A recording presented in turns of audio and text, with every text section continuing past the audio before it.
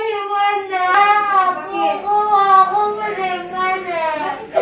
Sinawa ako ng puting-gana.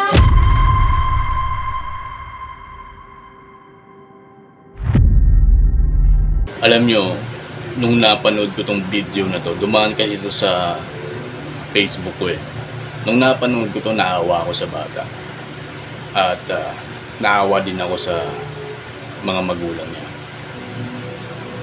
Alam nyo, years ago, di ba umuugong na to yung bali-balita, may puting ban na umiikot, kumukuha ng mga makukuha nilang bata, ibibenta yung mga lamang loob sa ibang bansa.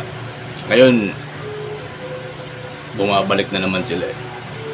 Itong mga tao na to, kumukuha ng mga bata, parang mga walang puso, parang mga walang kaluluwa, o binenta na yung kaluluwa nila sa demonyo. Parang mga walang anak eh, parang walang pamilya, parang ipinadala ng demonyo dito sa sanlibutan upang gumawa ng hindi kadapat-dapat.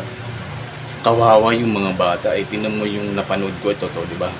Napanood natin na trauma, halos parang hindi na papasok ng eskwelahan yan sa trauma. Siyempre nakabaon na sa isip ng bata, baka mangyari ulit, makuha siya, kaya takot na yung pumasok ng eskwelahan, diba?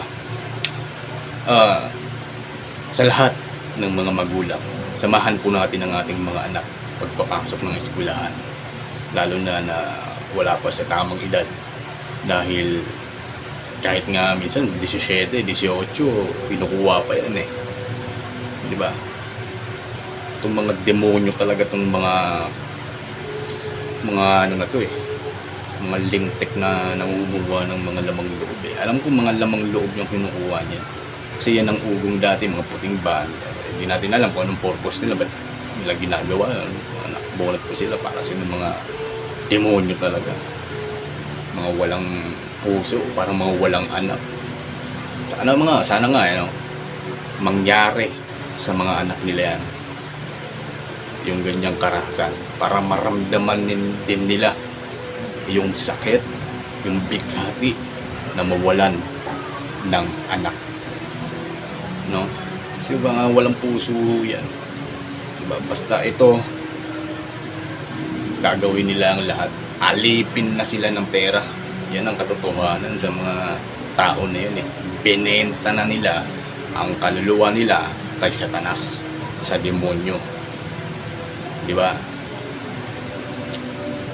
Mga magulang, pag-ingatan po natin ang ating mga anak, dahil palagay ko ito na naman eh, bumabalik na naman yung mga demonyo na yan para gumawa ng hindi